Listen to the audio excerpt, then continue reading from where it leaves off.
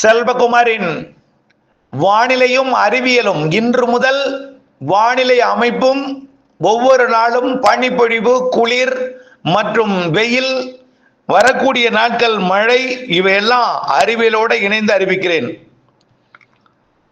இன்றைய நாளில், அதாவது 2026 பிப்ரவரி 15 ஞாயிற்றுக்கிழமை அதிகாலை ஆய்வறிக்கை, அதிகாரப்பூர்வ வானிலை அறிக்கைக்கும் இந்திய வானிலை ஆராய்ச்சித்துறை அறிக்கையை பார்க்கவும். இன்றைய நாளில் பார்த்தீங்கன்னா உயரழுத்தம் எங்கே இருக்குன்னு பார்த்தீங்கன்னா ஒடிசா முதல் ஆந்திர பிரதேசத்தோட தெற்கு பகுதி வரைக்கும் நீடிக்கிறது. இருந்தாலும் உயரழுத்த வானிலை ஆந்திர பிரதேசம் ஒடிசாவில் இருக்கிற காரணத்தினால், உயரழுத்தம் நீடிக்கிற காரணத்தினால கொஞ்சம் பனிப்பொழிவு நேற்றை விட இன்றைக்கு கூடுதலாக இருந்திருக்கும். குளிர்காற்று வங்கக்கடல்ல நிகழ்வை நோக்கி போயிட்டு இருக்கு. நேற்றைய விட இன்று, அதாவது நேற்று முன்தின இரவை விட நேற்று இரவு குளிர் குறைந்திருக்கும். காரணம் என்னன்னா உயரழுத்தம் மட்டும்தான் இருக்கு, குளிர் நில, அதாவது பனிப்பொழிவு இருக்கு, காற்று இல்லை.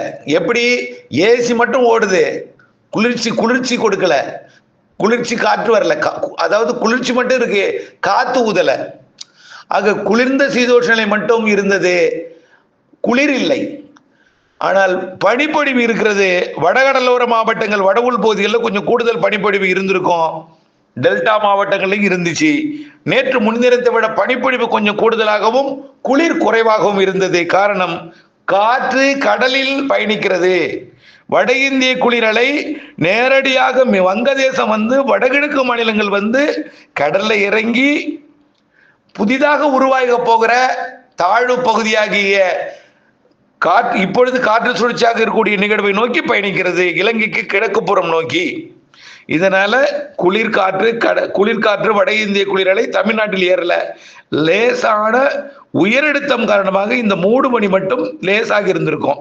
சரி, நாளைக்கு எப்படி இருக்கும் அப்படின்னு பார்த்தீங்கன்னா, இந்த தொடர்ந்து இந்த காற்று கடலுக்குள்ள இறங்கி நிலநடுக்கோட்டு இந்திய பெருங்கடல் நோக்கி பயணிக்கிற காரணத்தினால குளிர் குறைவாக இருக்கும், பனிப்பொழிவு இருக்கும். இன்றைக்கும், அதாவது இன்றைக்கு 15ஆம் தேதி இரவு, 16ஆம் தேதி அதாவது நாளை திங்கட்கிழமை அதிகாலையில் பனிப்பொழிவு கூடுதலாக இருக்கும், குளிர் குறைந்திருக்கும். மேலிருந்து அடுக்கக்கூடிய அந்த குளிர்ந்த பனிப்பொழிவு மட்டும்தான் வட இந்தியாவிலிருந்து வரக்கூடிய குளிர்காற்று வங்கக்கடலின் தெற்கு பகுதியை நோக்கி பயணித்துக் கொண்டிருக்கும். இதனால இன்றைக்கும் குளிர் இருக்காது, குளிர் இருப்பது போல் இருக்கும். நேற்று முன்தினத்தை ஒப்பிடும் பொழுது குளிர் குறைவு, அப்படித்தான். புரியுதுங்களா? சில பேர் வெயில் அதிகமா இருக்கும்பாங்க, ஏர் கண்டிஷன்ல இருந்துட்டு வெளில வந்தா வெயில் அதிகமாக தெரியும். ஆனால் கற்பனை செய்து பல நாட்களையும் முன்பு பின்பு நேற்று முன்தினம் ஒப்பிட்டு பார்க்கும் பொழுது குளிர் குறைவாக இருக்கும். புரியுதுங்களா? நாளை 16ஆம் தேதி திங்கட்கிழமை அதிகாலை குளிர் குறைவாக இருக்கும், பனிப்பொழிவு இருக்கும். சரி, 17ஆம் தேதி எப்படி இருக்கும்? இந்த நிகழ்வு கொஞ்சம் கொஞ்சமாக மேற்கு நோக்கி வரும். இருந்தாலும் அடுத்த நிகழ்வு அது கிழக்கு நோக்கி ஈர்க்கும் என்பதனால கொஞ்சம் மத்திய வங்கக்கடல் பகுதியில, தெற்கு மத்திய வங்கக்கடல் பகுதியில வந்து அமையும், கொஞ்சம் குளிரை கொடுக்கும். இன்றைக்கு 17ஆம் தேதி செவ்வாய்க்கிழமை அதிகாலை கொஞ்சம், திங்கட்கிழமை அதிகாலையை விட செவ்வாய்க்கிழமை அதிகாலை கொஞ்சம் கூடுதல் குளிர் இருக்கும். கொஞ்சம் தான், லைட்டா கொஞ்சம் கூடும், பனிப்பொழிவும் இருக்கும். ஆனால் வரக்கூடிய 18ஆம் தேதி உயரழுத்தம் விலகி போய்விடும், குளிர் வந்துடும், நிகழ்வு நெருங்கி வரும். வட இந்திய குளிர்காற்றை கடல் வழியா ஈர்த்து கொண்டிருந்தது தமிழ்நாட்டின் தரையை தொடங்கும். அதனால குளிர் தொடங்கும். வரக்கூடிய 18ஆம் தேதி 19ஆம் தேதி குளிர் தொடங்கும். 19ஆம் தேதி இலங்கையில மழை பொழிவை தொடக்கும். தமிழ்நாட்டில் குளிர்ந்த வானிலை 18-19 நிலவும்.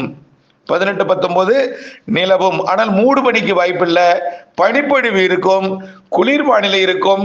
வரக்கூடிய புதன் வியாழக்கிழமைகள்ல. வெள்ளிக்கிழமை என்ன ஆகும்னா கிழக்கு காற்று ஏற தொடங்கிடும். தமிழ்நாட்டில் குளிர்காற்று ஆந்திர பிரதேசத்தோட நின்றுடும். கிழக்கு காற்று அதாவது மொத்தம் 3 காற்று தமிழ்நாட்டில் ஏறும். சென்னைக்கு வருவது காற்று, கொல்கத்தாவிலிருந்து வரக்கூடிய வட இந்திய குளிரலை, கடலூர் மற்றும் விழுப்புரம், அந்த மரக்காணம், செங்கல்பட்டு மாவட்டத்தோட பகுதிக்கு வரக்கூடிய காற்று மியான்மர்லேருந்து வரக்கூடிய குளிர் காற்று. ஓரளவு குளிர் இருக்கும், ரொம்ப குளிர் இருக்காது. எப்போ வரக்கூடிய 20ஆம் தேதி அதிகாலையில் தமிழ்நாட்டினோட கடலூர் மற்றும் தென் மாவட்டங்களுக்குள்ளேயே நுழையும் காற்று கிழக்கிலிருந்து வரக்கூடிய கிழக்கு காற்று, அதாவது பசிபிக் பெருங்கடல், தென்சீன கடல், தாய்லாந்து வளைகுடா வழியாக வரக்கூடிய கிழக்கு காற்று வரக்கூடிய 20ஆம் தேதி ஏறும். அதுதான் நீராவி காற்று. இது ஏறும் பொழுதே தெற்கு காற்றும் இலங்கையில் வந்து ஏறும். கிழக்கு காற்றும் தெற்கு காற்றும் இணைந்து இலங்கையில் மழைப்பொழிவை கொடுக்கும் தமிழ்நாட்டிற்கு. அப்பொழுது தெற்கு காற்று எட்டி பிடிக்காது. 20ஆம் தேதி பிற்பகலுக்கு பிறகு இரவில் இருந்து தெற்கு காற்று எட்டி பிடிக்கும். 20ஆம் தேதி 21ஆம் தேதி அதிகாலை தெற்கிலிருந்து வரக்கூடிய காற்று டெல்டா மாவட்டங்கள் தென் மாவட்டங்கள்ல ஏறும். கிழக்கிலிருந்து வரக்கூடிய காற்றும் டெல்டா மாவட்டங்கள் தென் மாவட்டங்கள்ல ஏறி சந்திப்பை ஏற்படுத்தி சனிக்கிழமை 21ஆம் தேதி மழை பொழிவுக்கு சாதகமாக்கிடும். அப்ப கிழக்கு காற்றும் தெற்கு காற்றும் இணையும் நாள் 21, 22, 23. தெற்கு காற்று என்பது நீராவி காற்று. அப்படியே தெற்கு காற்று வந்து எங்கிருந்து வரும்? அது பாத்தீங்கன்னா சுமத்ரா தீவு பகுதியிலிருந்து சோமாலியா வரைக்கும் உள்ள பகுதியிலிருந்தும் வரும். சுமத்ராவிலிருந்து வரக்கூடிய காற்று தென்கிழக்கு காற்றாகவும், தெற்கிலிருந்து நிலநடுக்கோட்டுக்கு தெற்கே எம்ஜிஓ எனப்படக்கூடிய அமைப்பு, நல்லா புரியுங்க, எம்ஜிஓ அமைப்பு பேர் வேணா இப்ப வச்சிருக்கலாம். மேடன் ஜூலியன் ஆக்சிலேஷனுக்கு முன்னாடியே இந்த காற்று இங்கிருந்து வந்தால் நீராவியை கொண்டு வரும், இங்கிருந்து வரக்கூடிய அமைப்பு அதிக மழை பொழிவை தரும் என்று பல ஆண்டுகளுக்கு முன்பே நாம் கணித்திருந்தோம். ஆனால் இதை பெயர் வைத்து எம்ஜேஓ மாடர்ன் ஜூலியன் ஆக்சிலேஷன் என்று அறிவிக்கிறார்களே தவிர இது ஏற்கனவே கண்டுபிடிக்கப்பட்டதுதான். ஆனால் இதற்கு முன்பு யாராலோ ஒருவர் பெயரிடப்பட்டு கண்டுபிடிக்கப்பட்டிருப்பது என்பது எனக்கு தாமதமாகத்தான் தெரியும். நிலநடுக்கோட்டுக்கு தெற்கிலிருந்து நீராவி காற்று கிடைக்கப்பெற்றால், நிலநடுக்கோட்டு இந்திய பெருங்கடல் நீராவி காற்று கிடைக்கப்பெற்றால் அது மேடன் ஜூலியன் ஆக்சிலேஷன், அவ்வளவுதான். ஆகவே அந்த அமைப்பு வரக்கூடிய 21, 20ஆம் தேதியிலிருந்து கிடைக்கும், இலங்கைக்கு கிடைக்கும். 21, 22, 23 தமிழ்நாட்டுக்கு கிடைக்கும். நல்ல மழைப்பொழிவை தரும். தெற்கு காற்று என்பது அதாவது நிலநடுக்கோட்டு இந்திய பெருங்கடல் காற்று என்பது அதிக வெப்பமான பகுதியிலிருந்து காற்று வருவது. அதிக வெப்பமான பகுதியிலிருந்து காற்று வந்தால் அங்கு இருக்கக்கூடிய அதிக வெப்பமான பகுதியில் இருக்கக்கூடிய கடல் வெப்பத்தால் வெளியிடக்கூடிய நீராவியை காற்று சுமந்து கொண்டு வரும்.